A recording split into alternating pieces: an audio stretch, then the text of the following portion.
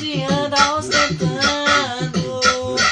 Por que eu vou ser funcionário se eu posso ser patrão? De onde vem minha fortuna da firma da ostentação? Por que eu vou ser funcionário se eu posso ser patrão? De onde vem minha fortuna da firma da ostentação?